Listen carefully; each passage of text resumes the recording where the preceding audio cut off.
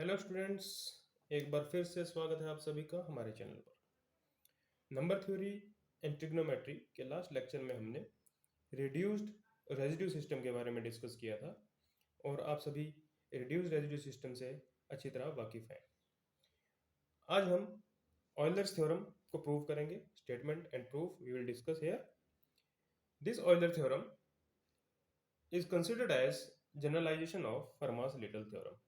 So here we will discuss what is the statement of Euler theorem and what is the proof of this Euler theorem, and finally we will show that how this Euler theorem is considered as generalization of Fermat's theorem.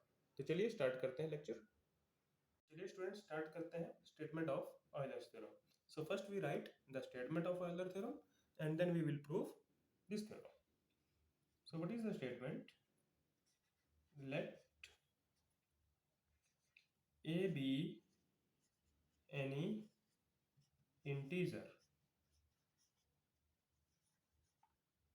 and M be any positive integer such that the GCD of A and M is 1. It means A and M, they are co-prime. Then what is the conclusion of the theorem? That A raised to power phi m is congruent to 1 mod m. And what is phi? Phi is the Euler function. And what it will give? It will give the number of integer less than m and co-prime to m. Okay. So to prove this Euler theorem, we will use the concept of a reduced residue system. Okay. So for any integer m, you can always find a reduced residue system. So let's see the proof. Let m be a positive integer. For any positive integer, you can find always a reduced residue system. So let us choose.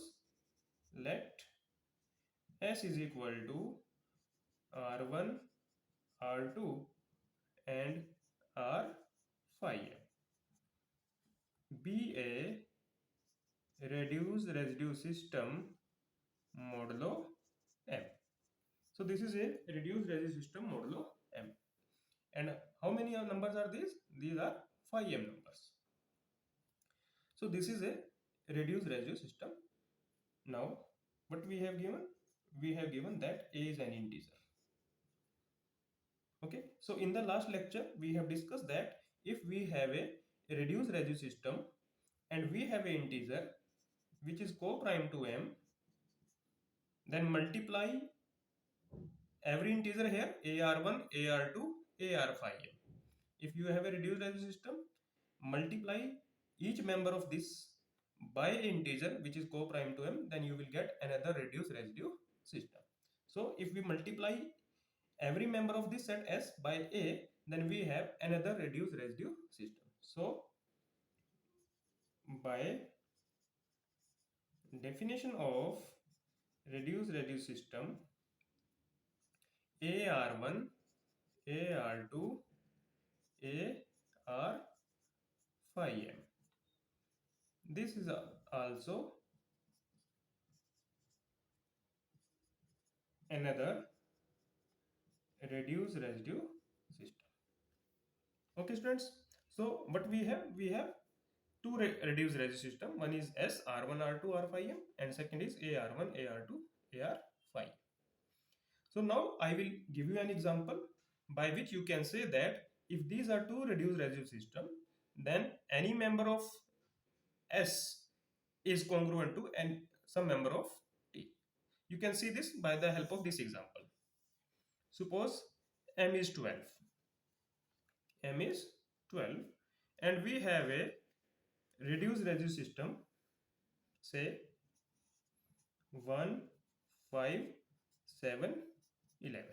You can easily see that all these integer 1, 5, 7 and 11, they are co-prime to 12, and phi of 12, Euler function of 12 is 4. Okay, so it means m is 12, then these number are 4 in quantity, and every member is co-prime to m. So this is a reduced residue system, and difference of any two number is not divisible by 12. So this is a reduced residue system. Now choose any integer. Suppose we have choose 5, because 5 and 12 they are co-prime. So 5, 25, 35 and 55. हमने क्या, what we have done, we have multiplied each member of this set by 5.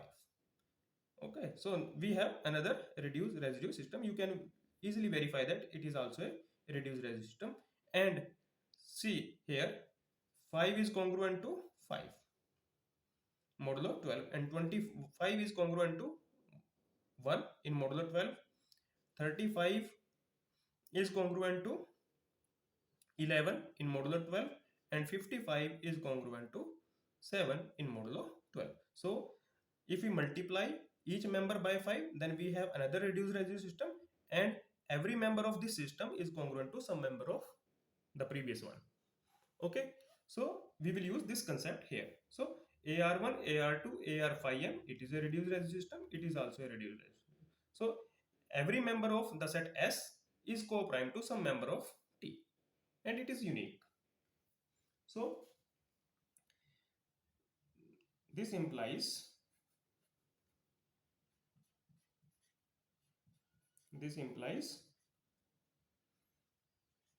each element in S is congruent to exactly one element in T. We have done till now, we write it here. We have two sets S, R1, R2, R5M. This is a reduced residue system, and we have another set T, AR1, AR2, A5, sorry, AR5M. This is again a reduced residue system, and every member of the set S is congruent to some unique member of the set T. So we can write here as, suppose we have a, and conversely also, every member of the set T is congruent to some unique member of the set S. So we start here, AR1,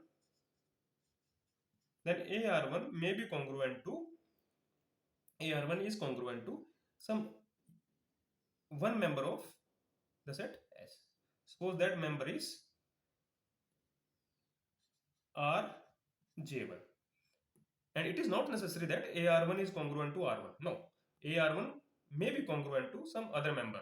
Okay, so the AR1 is congruent to RJ1 in some order modulo n. Similarly, choose second member AR2, that will not necessarily congruent to R2, that may be congruent to some member of the set S. So AR2 is congruent to RJ2 modulo n. And similarly, AR5M is congruent to RJ5M. This RJ1, RJ2, RJ5M are nothing but the member of the set S. Okay, in some order. So if we write here as RJ1, RJ2, RJ5M, these are nothing but the same as the set R1, R2, R5M. Order may be different. Okay. Now if we product from the left hand side and product from the right hand side, what we get? We get A into A into A, how many times? 5m times. So A raised to power 5m. R1, R2 and the product R5M is congruent to RJ1, RJ2, RJ5M. RJ1, RJ2, RJ5M modulo M. But you know that the product of this set product of the element of this set is same as the product of the element of this set, because these sets are equal. Okay, so this is congruent to rewrite this as R1 R2 R phi m modulo. Okay, now since R1 R2 R phi m, these are the element of a reduced residue system, so it means R1 and M they are co-prime, R2 and M are co-prime, R phi m and M are co-prime. It means the GCD of every member of S with M is 1. Every member of S is co-prime to M. Similarly, every member of T is co-prime to M. So R1 and M has GCD1, R2 and M has GCD1, R phi m and M has GCD1. Similarly, RJ1 and M has GCD1, RJ2 and M has GCD1. So we can cancel these number from the both sides, because you can use here Gauss lemma. Sorry, just property of divisibility using Gauss lemma. If AC is congruent to BC modulo M, and C and M they are co-prime, then you can say that A is congruent to B modulo M. So we use this property. Okay, so what we have, A raised to power phi m is congruent to cancel R1 with R1, R2 with R2 and R phi m with R phi m, because all these have GCD 1 with respect to M. So what we have, A raised to power phi m is congruent to 1 mod M. So this is the final line for the proof of Euler's theorem. And this is the generalization of Fermat's theorem, because if M is a prime, M is prime, say P, then you know that Euler function for a prime is P minus 1. And therefore what we have here A raised to power P minus 1 is congruent to 1 mod P, provided A and P they are co-prime. So therefore Euler theorem is the generalization of Fermat's theorem. So that's all in today's lecture, and this completes the video. If you like this video, please share, subscribe and comment on it. Thank you.